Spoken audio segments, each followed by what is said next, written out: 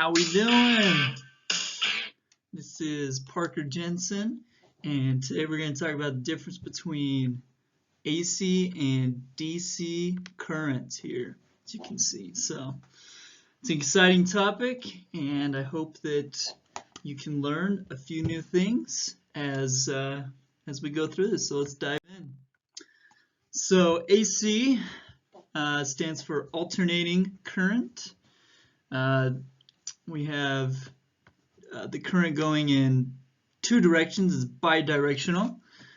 And then when we're talking about AC, we could be talking about an alternating current, the current that's changing directions, or a voltage that is fluctuating due to polarity being switched around. So we'll go through the difference between if we're talking about voltage or actual current that is alternating, as well as when we're talking about direct current. It's pretty similar as well. We could be talking about a voltage, or we could be talking about a current. It's unidirectional for direct current, so the current is just flowing in one direction, all the electrons just going in one direction. And if we're talking about the voltage, it's just a constant voltage across time. And here is a nice little diagram, breaks it down for us pretty well. So in this image, we have the voltage plotted over our time. And as we can see here with the blue is the alternating current. And as we see, the voltage fluctuates over time. And the direct current is just constant. It's at a voltage, and it stays that way throughout time. Here in this depiction, I like, this is when we're talking about current. I like this one as well. See, we have our circuit diagram here. We have our battery, and flow of electrons is moving this way. And get that drawn in there nice in our resistor here. Could be a light bulb, light source, something. But with the direct current, our electrons are just constantly flowing this way. Constantly flowing from positive to negative and just coming in. With the alternating current, as you see the arrows, it's flowing this way. Oh wow, that arrow was struggling. And this way. So it's kind of coming this way, and then when it hits, it switches back due to the polarity switching. And so we can see that we are alternating our flow of electrons, the direction. One simple thing to note here, this says 1 cycle, that's peak to peak.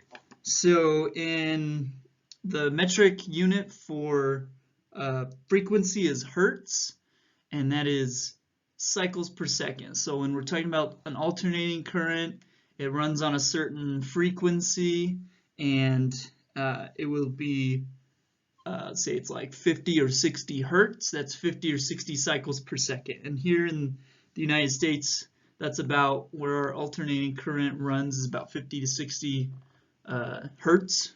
And so kind of things like this bulb or our lights, different light sources, they're actually kind of flashing on and off, but because it's 50 cycles per second, our eyes can't really detect that fast movement. So, okay, that's there. We'll move on. A few common uses of AC and DC. So AC is commonly used to supply power to our homes, and DC is used in things like batteries, your circuits, your laptop chargers, video game consoles, things like that. Something to note here with this picture, so we have these power lines. We'll talk about it a little bit later, but power companies will generate electricity, then have a transformer type device, that will step up the voltage, and that way it can travel very far distances. You come to another transformer that will be able to supply our homes with electricity. So a huge thing about AC current is it can easily be stepped up and stepped down to travel far distances. Okay, so historically there's two really important figures when we're talking about AC and DC current. So this guy here on the left with the great mustache is Nikola Tesla, and he is famous for coming up with the idea of the AC current.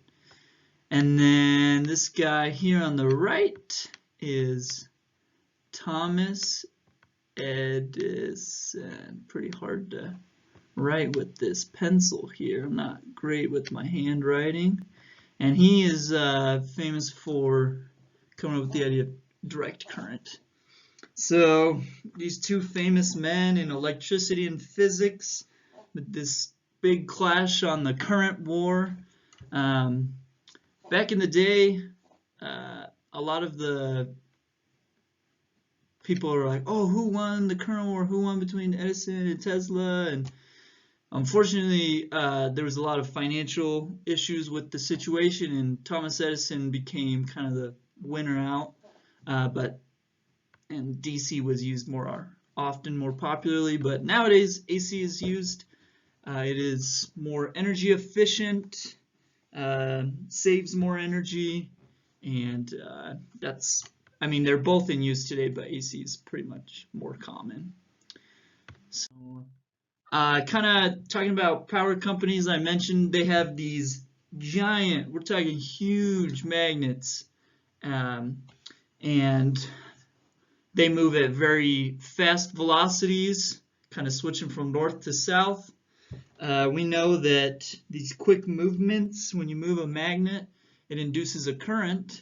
And so when these huge magnets are moving very fast, it's inducing a current. And let's see if I can maybe draw a little picture here. Power company has it here. Big magnets going on. Creates this big current.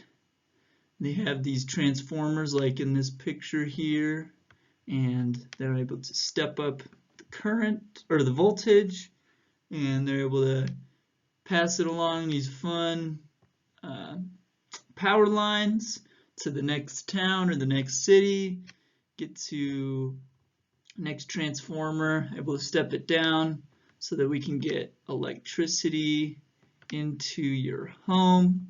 It's pretty cool that that's how it works.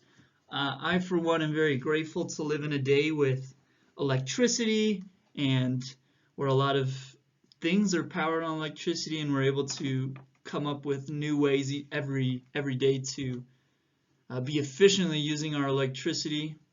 One last thing I'd like to share with you is just this theory of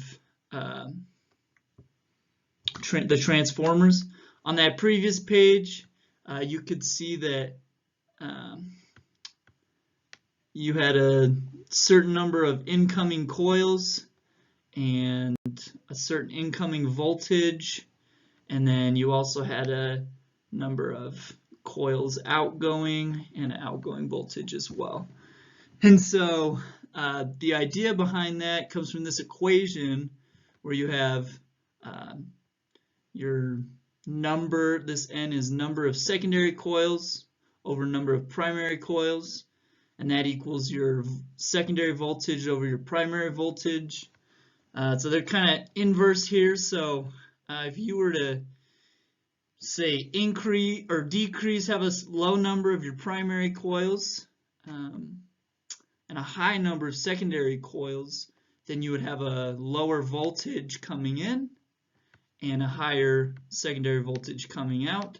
So this is the idea behind when you're stepping up the voltage, and then say we get to our destination, we want to step down the voltage. So say we want to go back this way, then we end up having a higher number of primary coils and a lower number of secondary coils.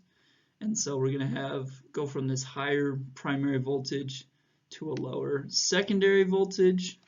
And that is how we get electricity to travel far distances. That's how we get electricity out to our homes. I hope you have enjoyed this short presentation and learned a little bit more about electricity. Thanks. Bye.